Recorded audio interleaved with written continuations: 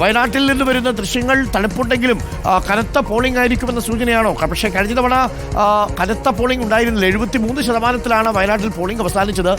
പക്ഷേ രാഹുൽ ഗാന്ധി ആദ്യം മത്സരിക്കാനെത്തുമ്പോൾ 80% പുറത്ത് പോളിംഗ് ഉണ്ടായിരുന്നു വയനാട്ടിൽ. ഇത്തവണ പോളിംഗ് പ്രിയങ്ക ഗാന്ധിയുടെ ഒരു വരവോടുകൂടി വരാനുള്ള സാധ്യതയുണ്ടോ? സിനോജ് നിൽക്കുന്ന സ്ഥലം എവിടെയാണ്? തണുപ്പ് എങ്ങനെയുണ്ട്?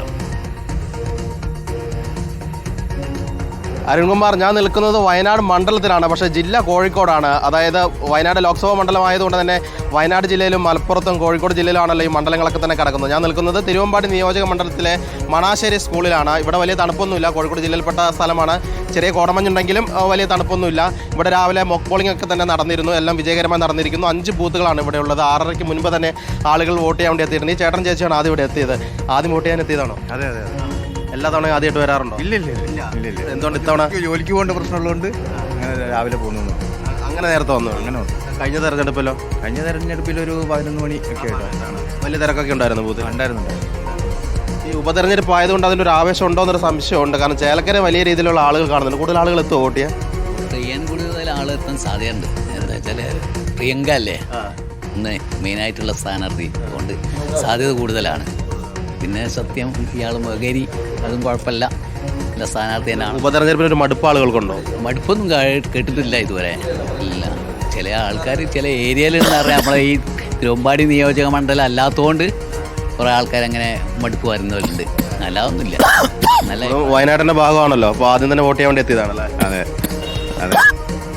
ഇതുപോലെ ആളുകൾ വന്നു തുടങ്ങിയിട്ടുണ്ട്. പുറത്തൊക്കെ തന്നെ നിൽപ്പുണ്ട്. ചേട്ടൻ ചേച്ചിയൊക്കെ ആദ്യം വോട്ട് ചെയ്യാൻ എത്തിയതാണോ? കഴിഞ്ഞ തെരഞ്ഞെടുപ്പിൽ ആദ്യം തന്നെ രാവിലെ വന്നിരുന്നു. ഇതുപോലെ അരുൺകുമാർ, ആളുകളൊക്കെ തന്നെ എത്തിക്കൊണ്ടിരിക്കുകയാണ്. മോക്ക് പോളിംഗ് പൂർത്തിയായി. അതായത് തിരുവമ്പാടി മണ്ഡലത്തിൽ എന്ന് പറയുന്നത് 1,84,808 പേരാണ് ഈ നിയോജക മണ്ഡലത്തിലുള്ളത്. 151 ബൂത്തുകളും ഇവിടെ സജ്ജീകരിച്ചിട്ടുണ്ട്. അതിൽ 28 പ്രശ്നബാധിത ബൂത്തുകളുണ്ട്. എല്ലാ ബൂത്തിലും, അതായത് വയനാട് മണ്ഡലത്തിലെ എല്ലാ ബൂത്തുകളിലും വെബ്കാസ്റ്റിംഗ് ഉണ്ട്. അതായത് കോഴിക്കോട്, വയനാട്, മലപ്പുറം കളക്ടറേറ്റുകളിൽ ഇരുന്ന് കഴിഞ്ഞാൽ ഓരോ ബൂത്തിലെ ദൃശ്യങ്ങളും അവിടുത്തെ കൺട്രോൾ റൂമിൽ കാണാൻ സാധിക്കുന്ന ഒരു പ്രത്യേകത കൂടിയുണ്ട്. അങ്ങനെ എല്ലാ സജ്ജീകരണങ്ങളും പൂർത്തിയാക്കിയിട്ടുണ്ട്. മറ്റൊരു പ്രത്യേകത എന്ന് പറയുന്നത് വയനാട് ഈ മണ്ഡലത്തിൽ 16 സ്ഥാനാർത്ഥികളുണ്ട്.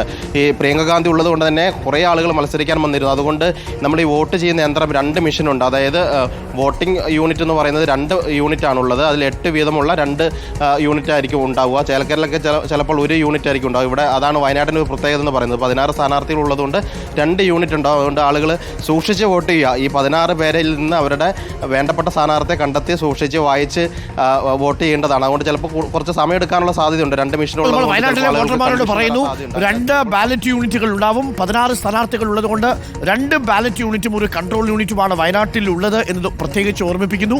അത്രയും അധികം സ്ഥാനാർത്ഥികൾ ലോക്സഭാ തെരഞ്ഞെടുപ്പിൽ തങ്ങൾ ജനവിധി തേടാനായിട്ട് രംഗത്തുണ്ട് എന്നതും പ്രത്യേകം ശ്രദ്ധേയമാണ്.